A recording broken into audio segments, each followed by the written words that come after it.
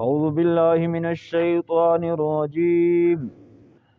بسم الله الرحمن الرحيم. قل سيروا في الأرض ثم انظروا كيف كان عاقبة المكذبين. قل لمن ما في السماوات والأرض قل لله كتب على نفسه الرحمة ليجمعنكم إلى يوم القيامة لا ريب فيه الذين خسروا أنفسهم فهم لا يؤمنون. صدق الله العظيم. دغه سوره انعام شروع شو ده او مسوپیرا دو نو دا دې دویم رکوع ده. اوله درس کې موږ تفصیلا دغه صورت مضامین او خلاصہ تقریبا ذکر کړه چې مختلف مضامین به الله پاک په دې کې ذکر کوي. من جمله د اغینا اثبات توحید او رد شرک، یعنی توحید به ثابتوي او شرک په چې دا اغارت کوي. نور هم مضامین پکشتا بهرحال هغه معال د کې وضاحت کړو. خو ما قبل کې الله پاک دا ویل چې دا کوم خلق چې د الله نه فرمانی کوي، د الله قدرتونه دوی نه مني، نو د دوی نه د مخکې کوم خلق چې متبع کړي دي هغه ته دوی نه کسي چې هغه څومره مضبوط کومونه وو. الم يروا كم اهلكنا من قبلهم من قرن مكناهم في الارض ما لم نمكن لكم. هغه خلق چې هغه ته موږ دومره لوی طاقتونه ورکړي، وجودونه ورکړي، چې هغه قدرتونه او وجودونه طاقتونه دوی ته موږ نه دی ورکړي، نو فاهلكناهم بذنوبهم. الله فرمایي عادي خپل ګناهونو دی وجنه موږ خلاق کړل، پوچا مې هوا وروستله او پوچا باندې مې سو کړل او پوچا باندې مې سو کړل. نو اوس په دغه آیتونو کې قل سیروا فی الارض الله پاک دغه خلکو ته بیا اشاره کوي چې داسې په دمځکه کې لږ وګرځي، د دغه هغه اړنکړي شوي کلي د اوکسي تر ننه پورې هم دغه بازي کومونه لکه د صالح علیه السلام قوم وغیره دا کلی هم بیا آباد نشول تر ننه پورې. په هغه کې څوک وخت نشي تیروای. اصحاب الحجر وغیره د شعیب علیه السلام خیر امدین کیو، خو بازي داسې هلاک شوه کومونه دي چې تر ننه پورې هغه آباد نشول. د هغې محلات د هغه کورونه دغسې بنجر او کندرات پروته دي، هله یې چا وکسوی که نه مړه هدې نه چا وړي خو نه دي. نو په دغې کې دغه خلک آباد وو، خو د الله نه فرمانو د الله د غضب شکار شول. نو دغه رنګې دوی باندې هم که د نافرمانۍ نه درېږي نه د الله عذاب ورباندې تللی شي. نو الله فرمایي قل سیروا فی الارض،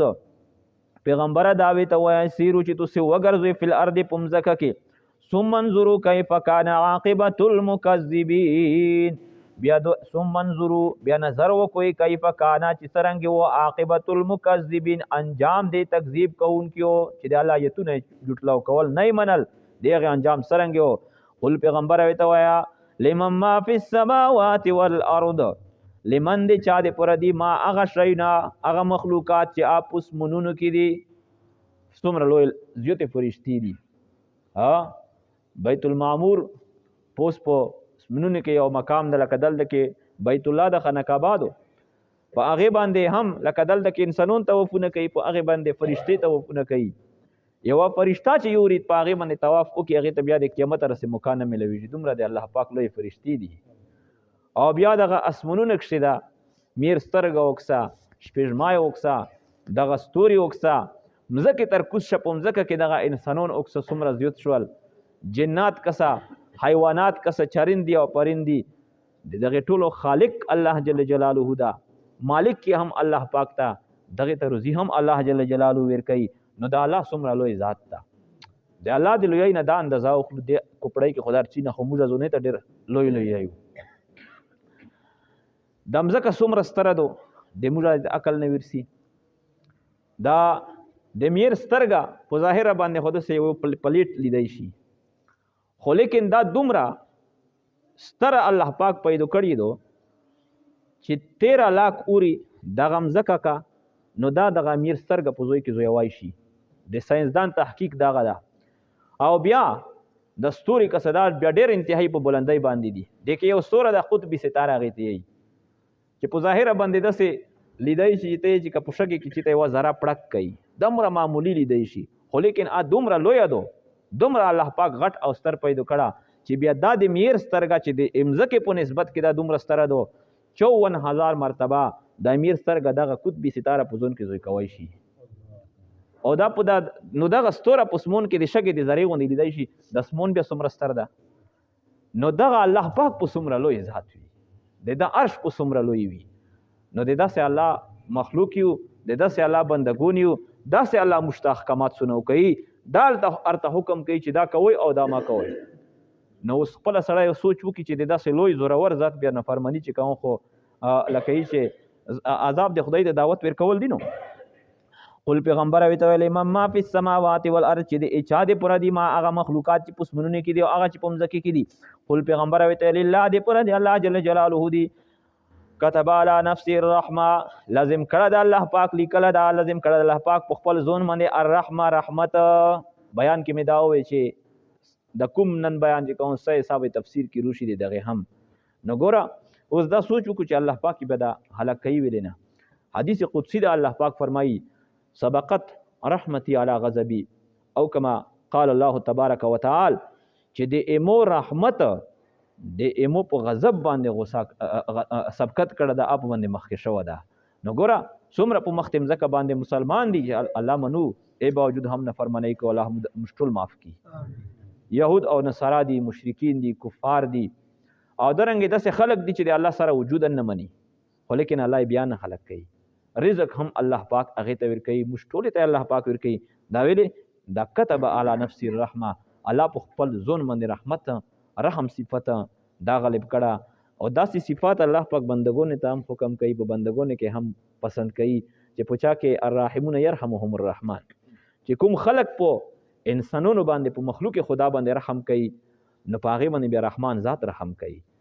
خپل غصه کنټرول کوو غصه نه کوو غیظ او غضب نه کوو خپل نفس دباو کوو علیه الصلاۃ والسلام نه پښتنه وشوه وی پلاون پښتنه وکړه علیه السلام پلاون سوکتا وی چې خو چې بل کوم ځکه باندې روح یا پلاون د علیه السلام چې نه کنه چې دا نه ده وی پلاون هغه د چې کله غصه ویر شي خپل غصه کنټرول کی خپل غصه دباو کی او خپل غصه هغه ونه بوسي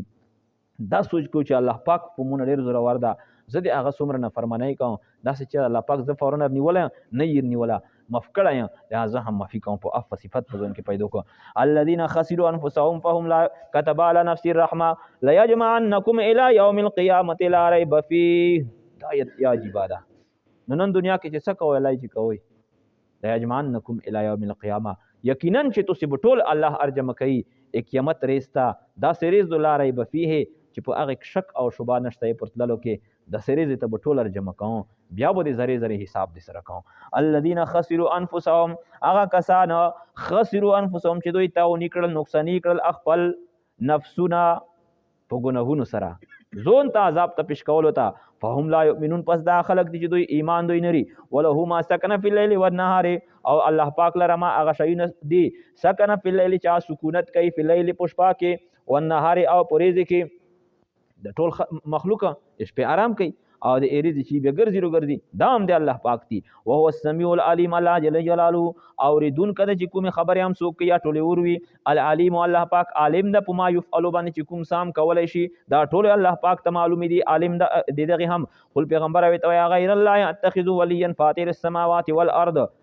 نو دا آیت مخ بیا د سره اوس واقعیا مختصره تړلې لہذا سبق نور دی په دې اکتفا کو